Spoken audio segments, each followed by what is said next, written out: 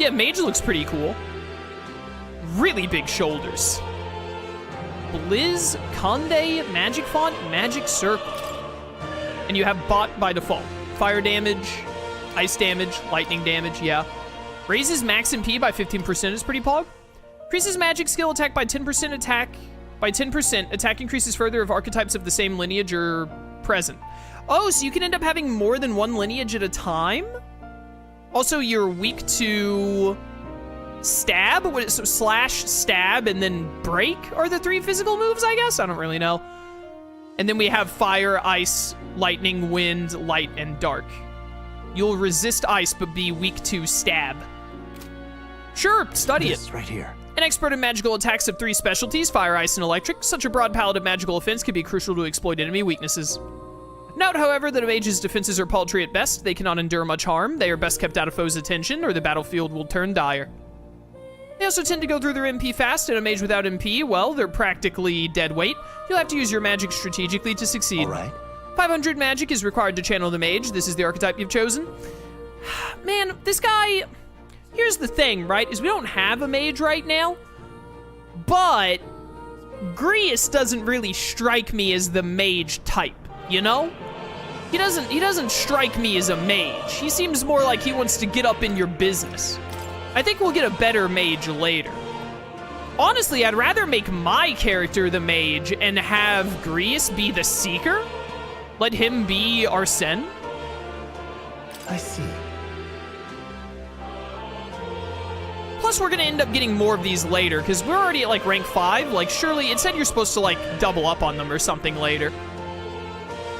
Yeah, look, your strength stat is so much higher than your magic stat. Let's go with Seeker for you. Right here. We're gonna double up on Seeker for now and see what happens. This is the archetype you now use yourself, taking a balanced approach to combat, wielding the power of wind, as well as healing and support abilities. Its offensive capabilities pale compared to more specialized archetypes. Even so, you'll find it's a versatile power that lacks any major weaknesses. Yeah, you'll get sweeping slash, you can throw out some wind and do some healing. Like, I'd like you to use your MP for, like, healing and buffs, because your normal attack should do pretty well, because you're a physical dude. All right. Sure, let's do this for now.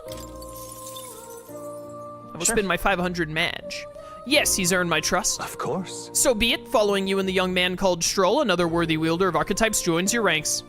From this sanctum, I shall speak to the heart of the man with the eye patch, Grius. Feel his resolve and let a new soul dwell in his heart.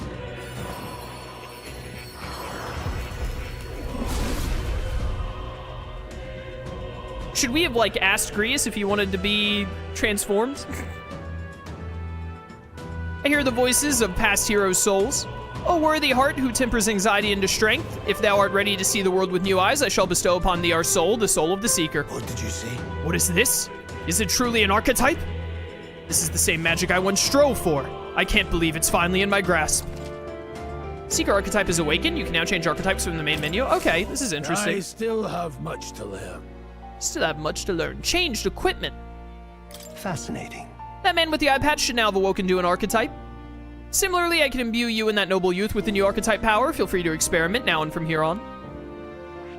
Okay, what's this unknown?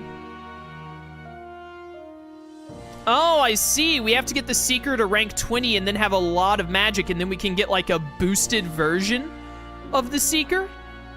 Like a new version of it? Okay, that's cool. We also have to be at rank 3 on more.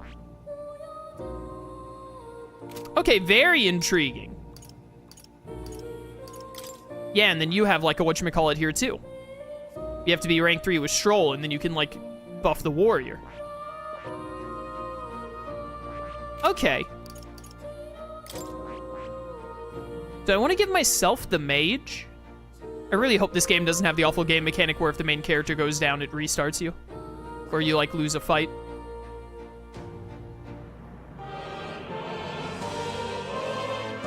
I'm gonna wait a little bit and see if we get another new character soon before I do that. By talking to more in academia and studying archetypes, you will be able to unlock and then use new archetypes. You can gain useful strategic knowledge by attending Moore's lectures or by reading books from the surrounding bookshelves. Reading in my video games?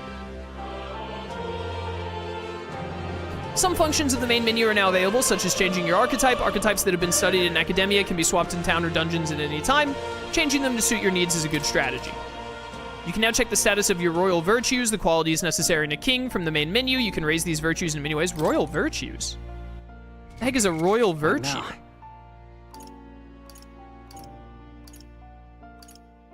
Forge bonds. Yeah, hey guys. Fruit blend. Nothing in particular.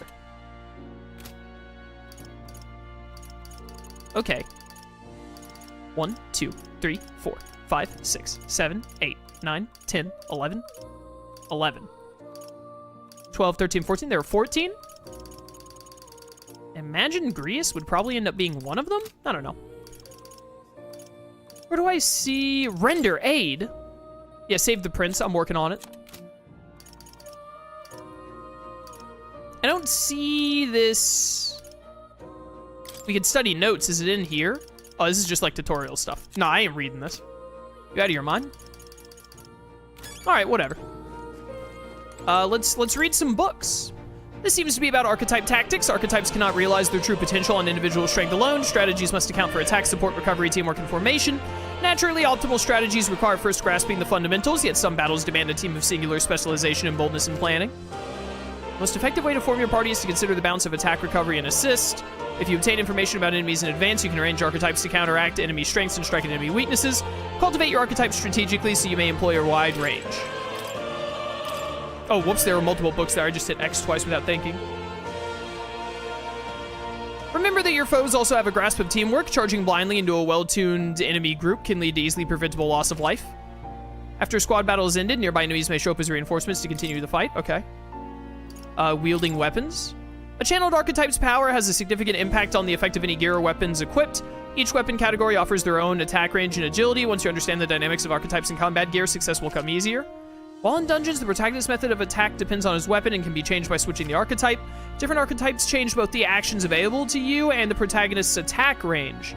Keep this in mind when choosing an archetype for the protagonist. Okay, interesting.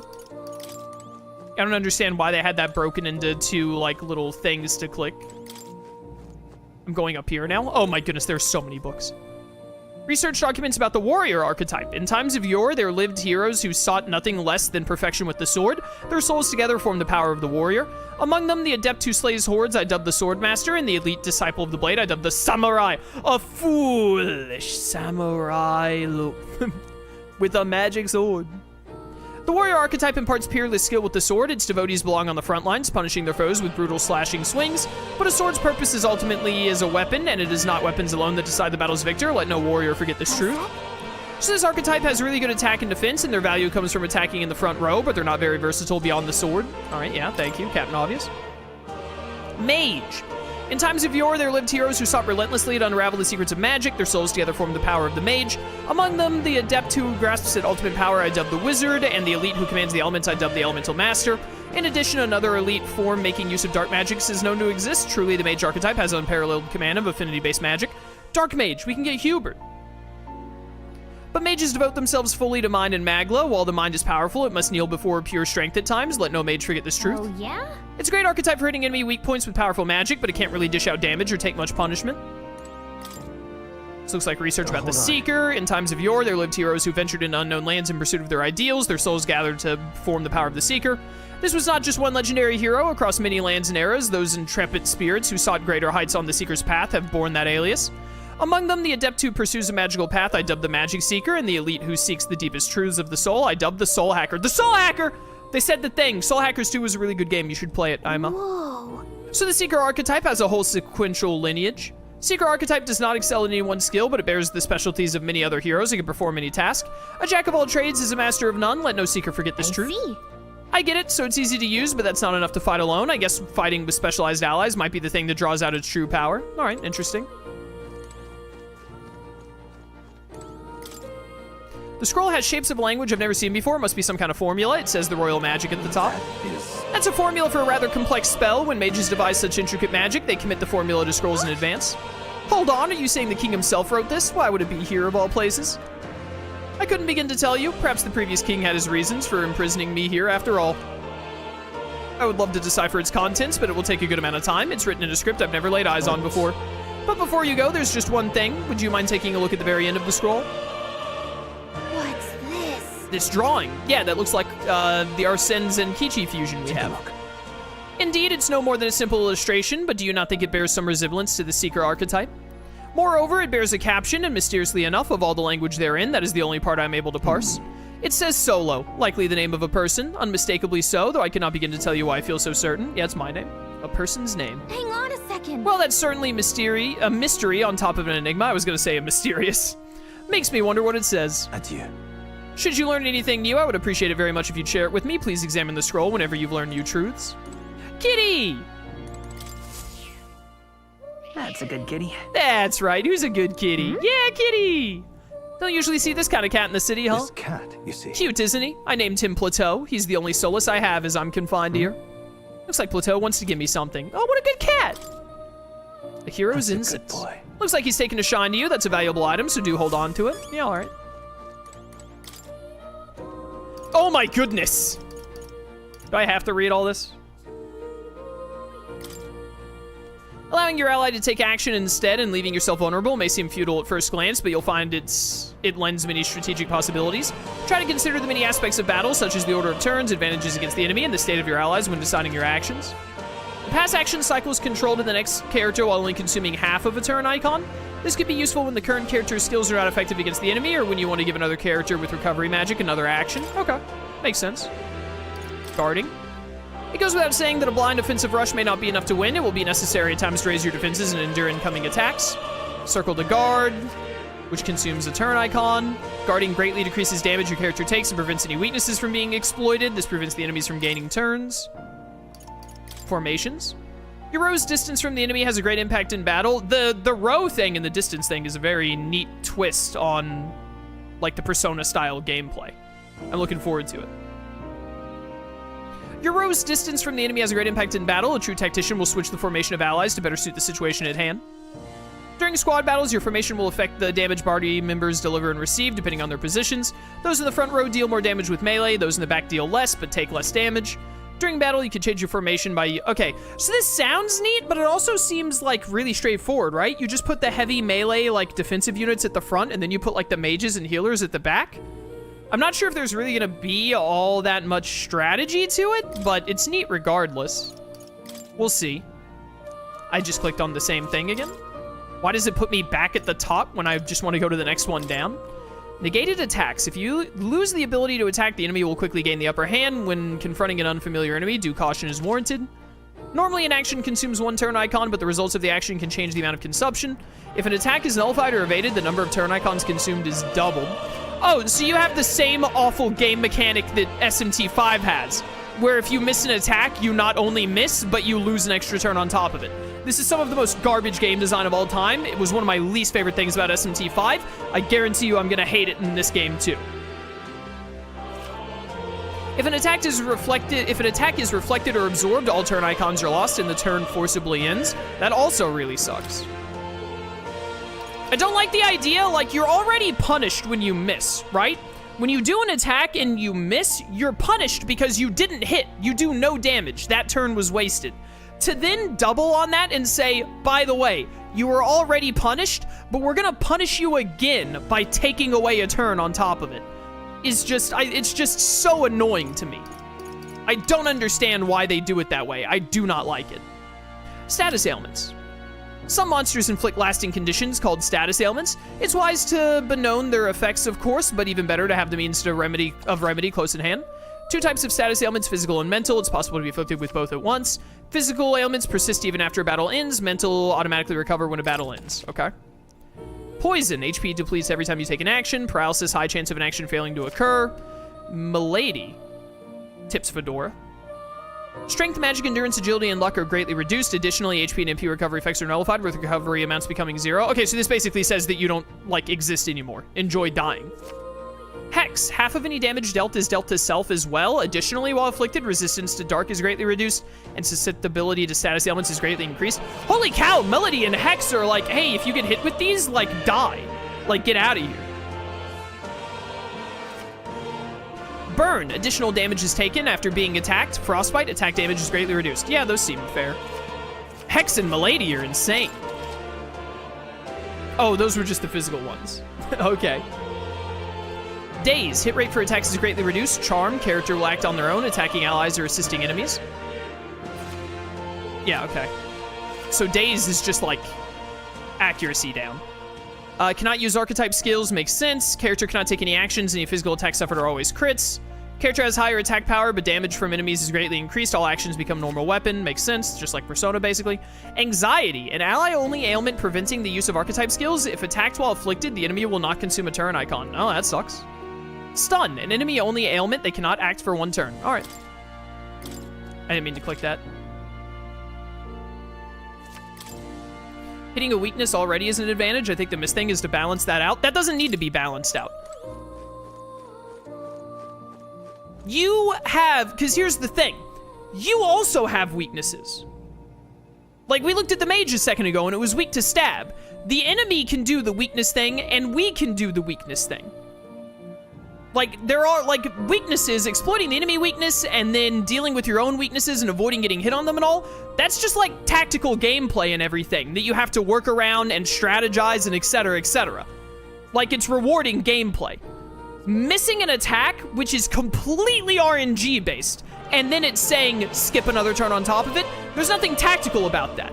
There's no strategy or figuring anything out. It's just you rolled a d20, and then when you rolled a 1, they were like, you rolled a 1, you missed. Also, screw you, skip a turn.